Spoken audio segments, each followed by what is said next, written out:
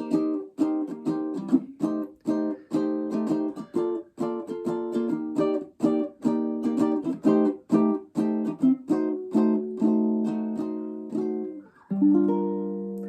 everyone, welcome back to Ukulele with me, Matt Stead.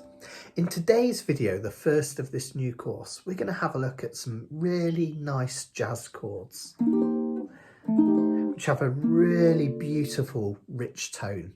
I'm going to show you physically how to play some of these new chords. They can look and sound a bit intimidating from their names, but actually we can really simplify it and make it easy for you. We're also going to look at how they use something called a 2-5-1 pattern, which is a kind of shorthand way of remembering these lovely progressions which are used in jazz music. Now I'm calling these jazz chords, but really they're just extended chords, really lush extended chords which are used in loads of forms of music, even pop music. So let's take a look. So back to the trusty whiteboard. Don't be intimidated. I'm going to explain all of this in detail. So a jazz 2-5-1 progression is like the building blocks of a lot of traditional jazz music. So if you analyse traditional jazz songs, you'll find that much of the songs are made up of these 2-5-1 progressions, which means if we can remember these 2-5-1 progressions, we can play hundreds, if not thousands, of jazz tunes really simply and easily, which is great, right? So what is a 2-5-1 progression? Well, at its most simplest, it just means a chord progression based on 2, the second, 5, the fifth, 1, the first scale degree of any key. Remember, a key in music is just a series of notes that sound nice together. And we're going to play a song in the key of B flat major. So this is the B flat major key, B flat, C, D, E flat, F, G, A. Okay, that's this B flat major scale. So all we do is we take the second, the fifth and the first scale degrees and we turn them into chords. And if you look below, that's exactly what we've done. Here, look, we have a chord based on C. We have a C minor 7. F, which is 5, we have an F9. And B flat 1, we have a B flat major 7. So 2-5-1 from the major scale. Now, it's really important you don't stress this next bit of music theory. If you're really into this and you find it interesting, I'll put a couple of links in the description of videos where you can delve into this in a lot more detail. But just know these keys, we can also correspond chords to them. And in a major key, the first chord that we play is a type of major chord. The 2 is a type of minor, 3 a type of minor, 4 a type of major, 5 a dominant chord. That's a chord like a 7th, a 9th or a 13th that really make you want to go back to the start. They create a little bit of tension. The 6 is a minor and the 7th is something unusual called a minor 7 flat 5, otherwise known as a half diminished chord. And that's a really unusual sounding chord, but really, really beautiful as well. I don't want you to worry why those chords are those particular names. As I say, I'll put some links in the description, but just know that the first chord we play in a 2-5-1 progression is a C minor 7 because it's based on the second note of the scale, 2 meaning second. And the second chord tends to be played as a minor. And in this case, we're playing it as a C minor 7. And the same principle applies to all the others. The 5 in a 2-5-1 progression, we're basing it on the 5th scale degree. That's an F. So we've got a form of F. And we've got a type of F, which is a dominant chord. And we've created an F9. Then finally, the 1 in the 2-5-1 progression is based on B flat, because that's the 1 of the scale. It's a form of major chord, so we've got a major 7th chord. So we have C minor 7, F9, B flat major 7. Let's have a look at how to play those. So let's have a look at our first chord that we're going to learn, the 2 of a 2-5-1, and that's a C minor 7. Now this one is dead easy. All we're going to do is we're going to take our first finger, or our index finger if you like, and we're going to place it over the 3rd fret on all 4 strings. Okay, so we're barring the 3rd fret. Okay, all 4 strings. Now remember those tips that I've shown you in various videos? I'll create a link in the description of a video teaching you how to do bar chords.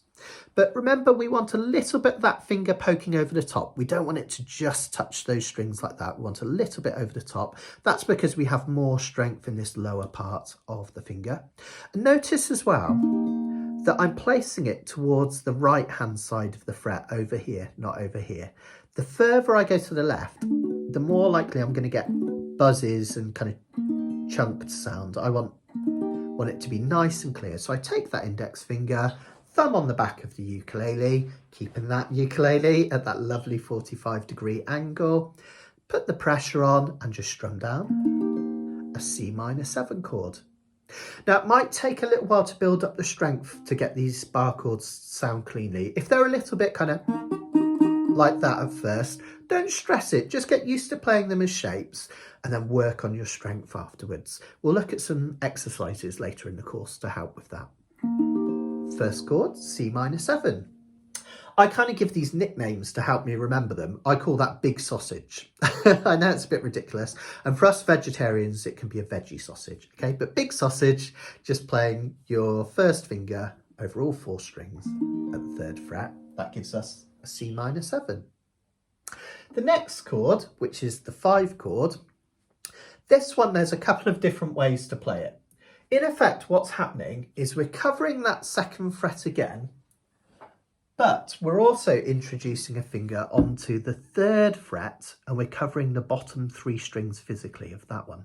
Now, for a lot of people, you can play it like that.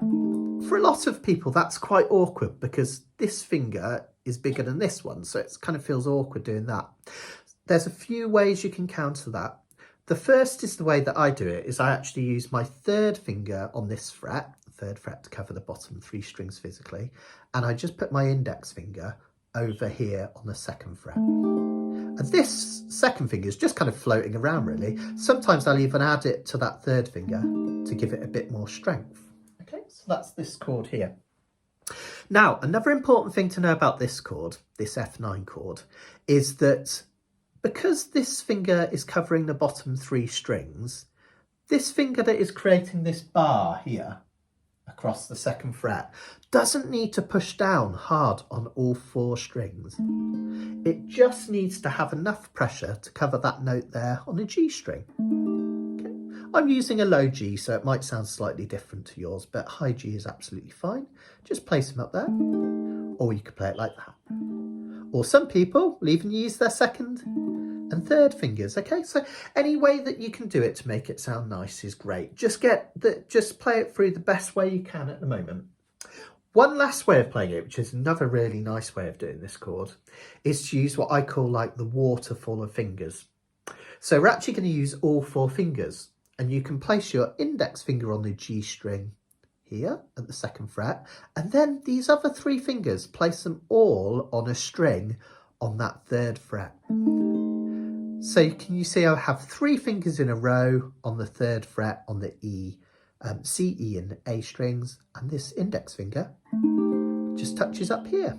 So anyway, you can play that within reason. We don't want kind of crazy things going on.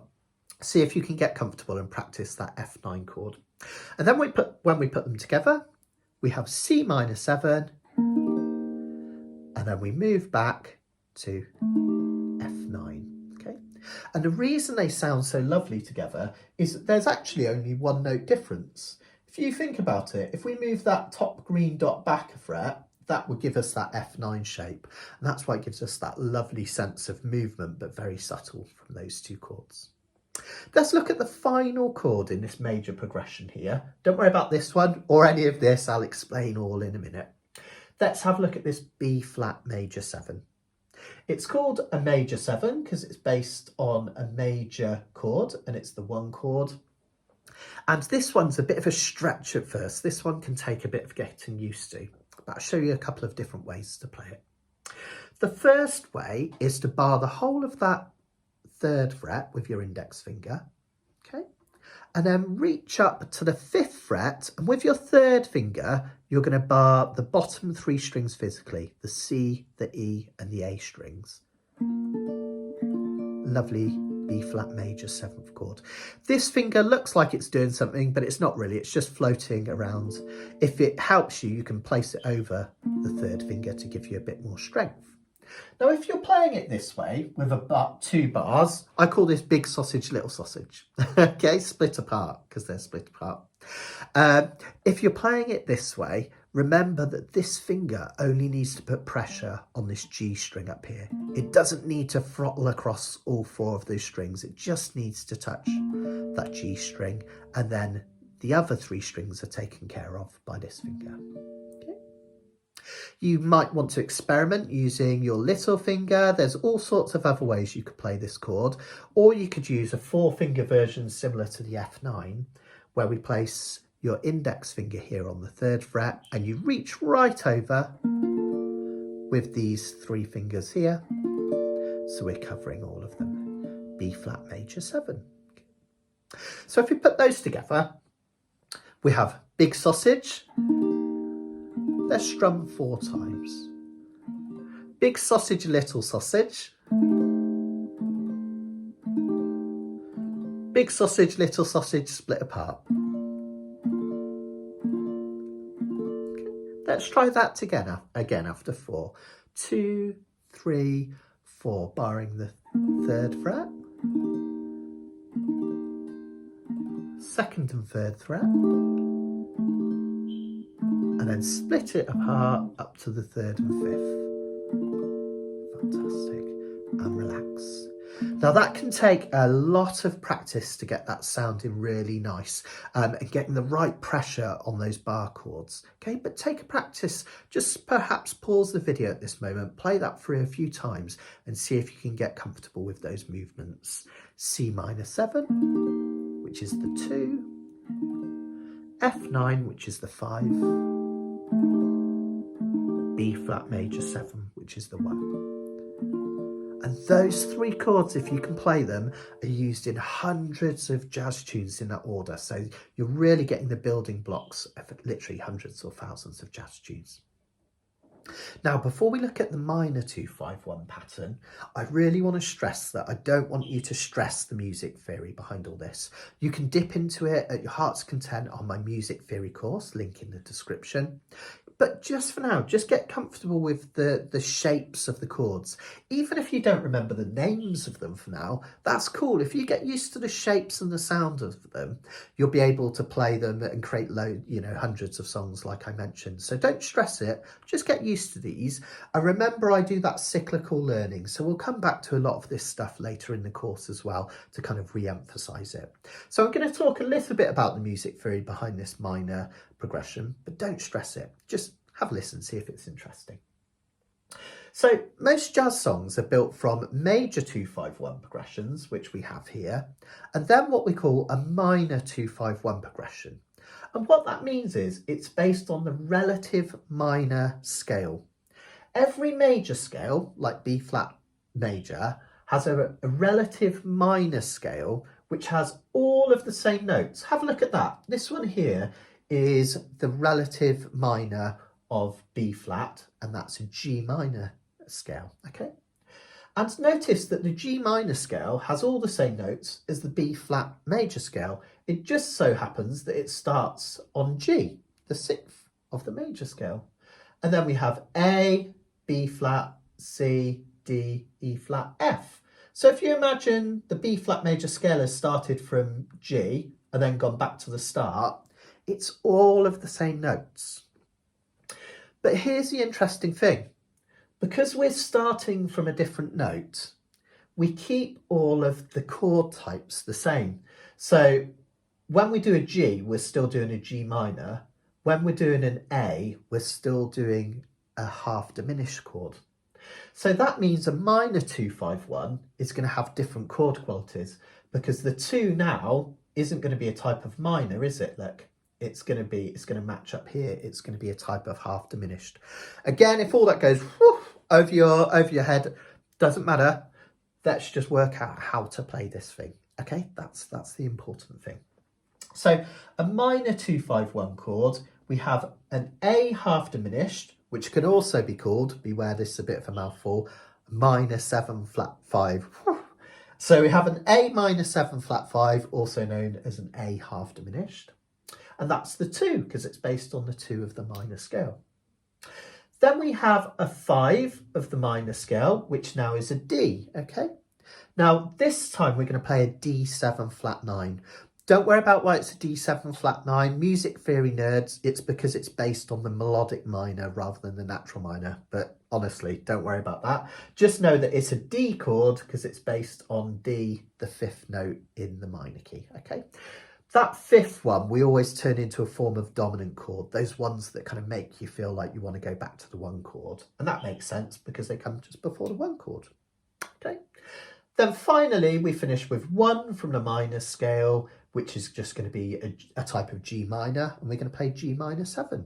Okay, so we have A half diminished, D 7 flat 9, G minor 7, and that's 2, 5, 1 in the relative minor key. Honestly, if you don't remember any of that and you just know how to play these shapes and know that they're a minor pattern, these shapes and it's a major pattern, these shapes and it's a minor pattern, totally cool. So let's have a look at how to play that minor pattern. Here are the chords down here. Notice that the first one is the same as a chord we've already played. So we already know how to play this one. Don't worry about why it's another name for now. There's another video in my uke theory course all about that, link in the description. But just know when we play it as part of the minor progression, we call it an A half diminished. And it's that big sausage, little sausage, isn't it? That we already did up here for an F9. So remember those 2 different ways you can play it, either using 2 fingers as a bar, that one only needs to touch the top string, or if you prefer, you can do your waterfall of fingers, 4 fingers like this. Okay, A half diminished, or like this, or like that. I'm going to do it like this with my 1st and 3rd fingers. It's just what I found works for me and feels most comfortable. So that's this chord here. The next chord looks like a diminished 7th chord. You might have played this before as a diminished 7th chord. The way I think about it is it looks like almost like a parallelogram, doesn't it? These dots here. The way I think about it is if you ignore that dot that's on the A string, it's like a G major shape on the top 3 strings physically. So like we've taken a G major, okay, try and get my uke out of the way so you can see it up on the board behind me. So like we've taken a G major and we're playing it on the top 3 strings physically like that.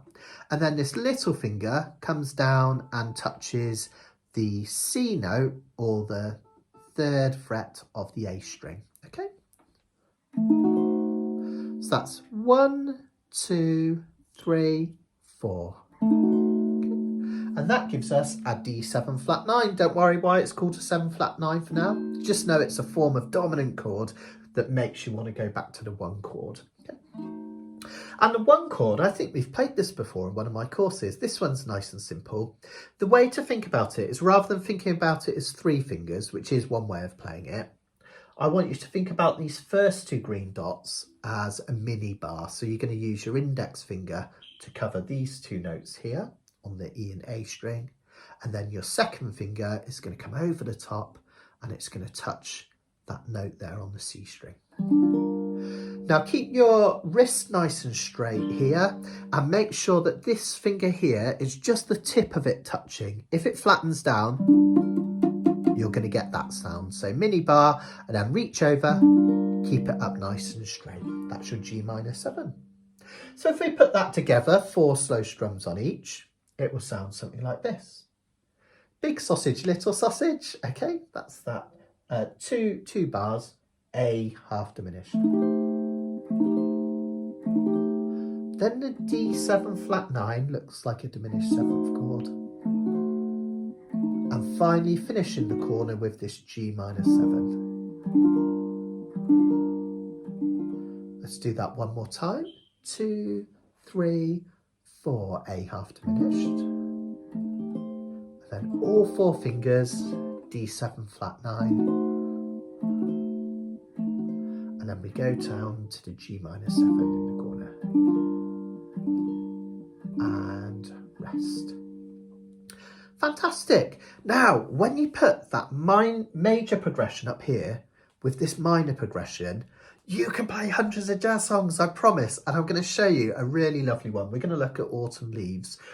And literally, it is just a case of playing these patterns in a particular order. It's that simple. Okay, let's take a look.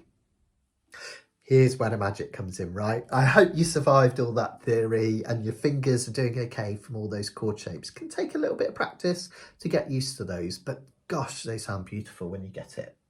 Here's the fun part. Loads of jazz songs, as I say, is literally just a combination of these two progressions. Okay, and Autumn Leaves, as you can see, anytime there's a triangle, that just means play through the major pattern. Yeah. Anytime there's a little green M, that means play through the minor pattern. So Autumn Leaves is the major pattern, followed by the minor pattern, minor, minor, major, minor, minor. And you literally just play those chords in that order. There's one extra chord that we're going to look at in Autumn Leaves in this basic version. And that's this E flat major 7. I don't want you to worry about why it's there. It doesn't follow any of these patterns in particular. It's just a lovely chord that the composer has used to glue together these two combinations of chords at the start. So anytime there's a little plus in green, we're going to play this chord here, E flat major 7. And it's not too bad at all, actually. It's barring the 3rd fret with your index finger, and then just reaching up. I use my 3rd finger on the 5th fret of the A string, like that. Can you see? You could do a 4-finger one where you use 1, 2, 3 fingers and reach up. Absolutely fine as well, whichever way you feel most comfortable. Notice that it follows this B flat major 7. So there's a neat little trick we can do. When we've done the B flat major 7, which is this chord, to play the E flat major 7, we just drop down that finger there. That creates a really simple transition, okay? So what I'd like you to do to join in with me just to practice these chords is to play the major pattern, shown by that triangle, followed by this chord here, the E flat major 7. I'm just going to strum down slowly 4 times on each chord. So each chord is one measure of 4, okay? Let's try slowly after 4. 1, 2, 3, 4. Big sausage. Big sausage, little sausage, F9. Split the sausages apart for B flat major 7. And drop down for the E flat major 7. Fantastic. Let's try that one more time. 2, 3, 4. C minor 7. F9, 2 sausages. Split them apart and move up. B flat major 7. Drop your finger down, gives you the E flat major 7. Okay. Fantastic. Then we're going to follow it with the minor pattern down here. Let's give it a go. I'm going to move my uke down here so you can see the chords, but remember, keep that 45-degree angle. This is just so you can see what I'm doing. Now we do a minor pattern because we have a little green M. We start with big sausage, little sausage together, okay? This time it's called an A half diminish, but it's the same as the F9. Then we have this D7 flat 9, which looks like a diminished chord. And we finish with G minor 7 down in the corner. And we're going to do that one for 8 strums or 2 measures.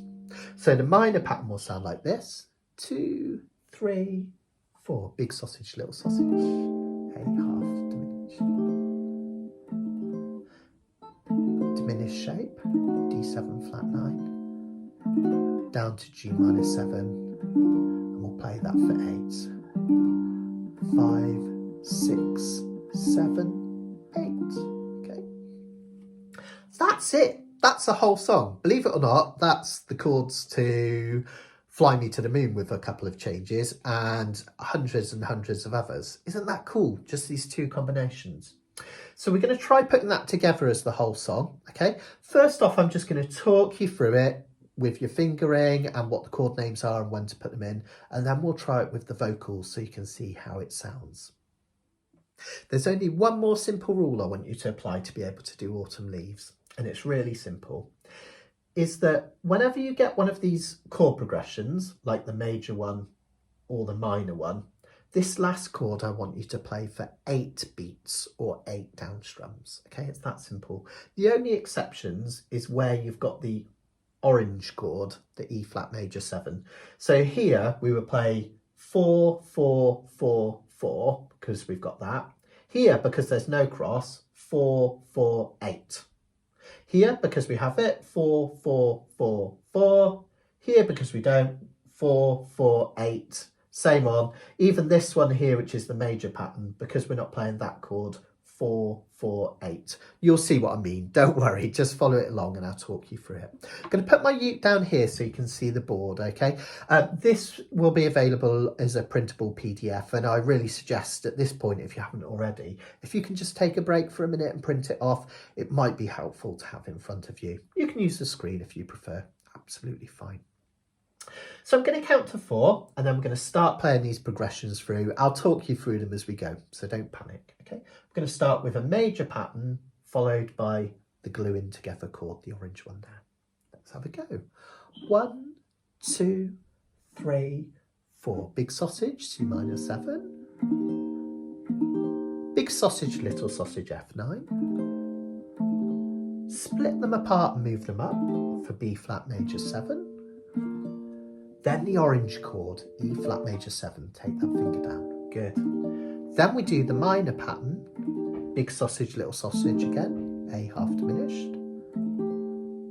4 fingers here for D7 flat 9, and then G minor 7 to finish. We play that twice, another 4. Then we've got another major progression, big sausage, lovely. Big sausage, little sausage. Split them apart and move them up for the B flat major 7. Then we have the plus, the gluing together chord, move that finger down, good. Then we have another minor pattern, look, big sausage, little sausage, good. 4 fingers for D7 flat 9 and a G minor 7, lovely. Play that for 8. Now just pause for a second just so we can see where we are. So we've done this one, this one, this one and this one. Now we carry on with just the minor progression. Let's do it. 2, 3, 4. Big sausage, little sausage. 4 fingers, D7 flat 9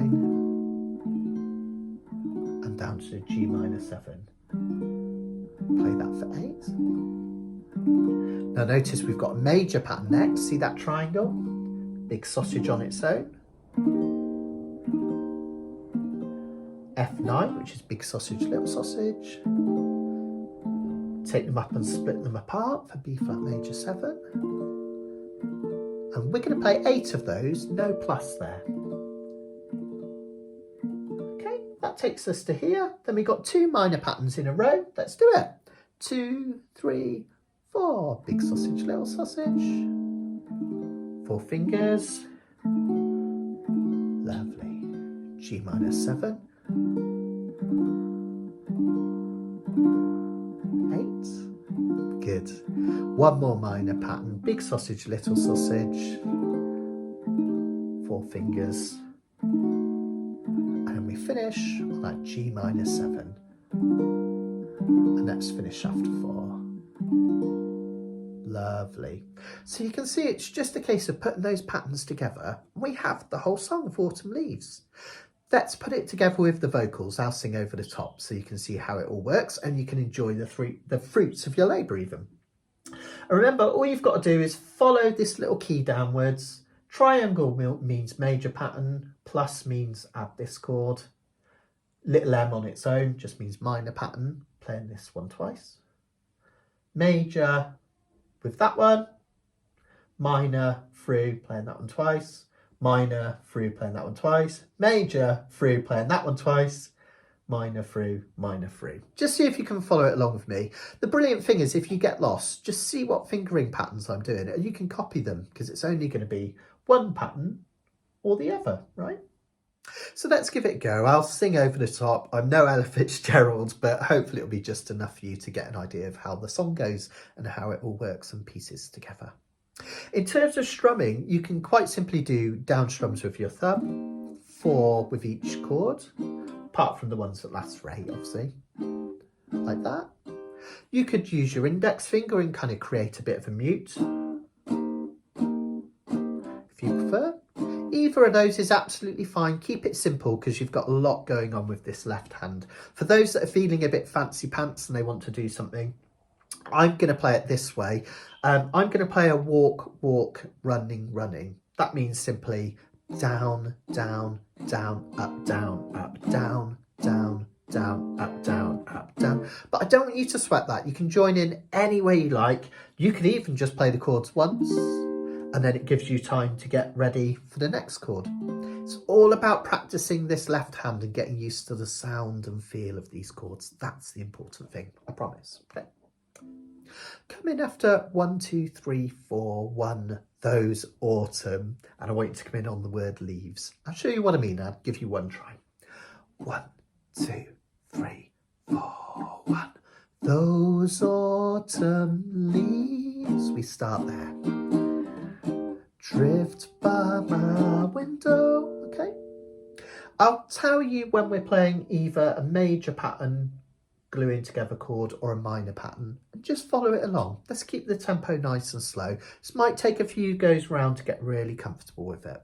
I'll keep my uke down here so you can see the chords on the board, so you can just about see the chords that I'm making here and copy if you get lost. Here we go. 1, 2, 3, 4, 1. Those autumn leaves, major progression. Drift by my window, plus chord. Those falling leaves, minor progression. Of red and gold, stay on this chord. And a major progression. I see your lips.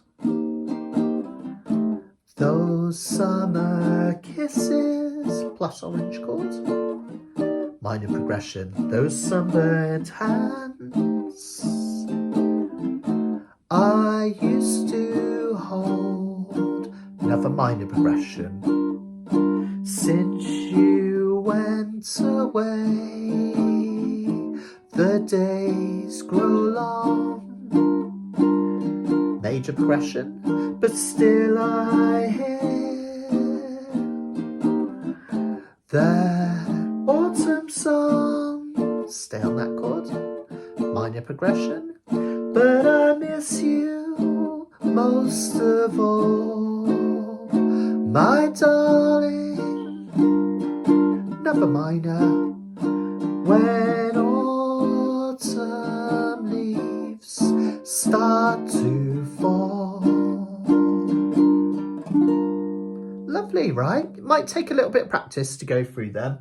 Just getting those combinations right and getting the feel of those chords. But isn't that magic? These 2-5-1 progressions, we glue them together in various simple orders and we have a really beautiful traditional jazz tune. Just to prove how cool this works and how brilliant it is, if you can get a grasp of this, I know they're tricky, but if you can get a grasp of them, you can play so many songs. If I keep this combination basically the same, but I start by playing a measure of G minor 7, I have Fly Me to the Moon. Have a look. I'll play Fly Me to the Moon, starting with a G minor 7, and then just doing this pattern. Have a listen. Fly me to the moon, here's the major pattern, and let me play among the stars, gluing together chords. Let me see what minor pattern life is like on Jupiter and Mars. Exactly the same chords, just with a G minor 7 at the start. And it's brilliant. It's a shorthand way to play loads of really, really cool songs.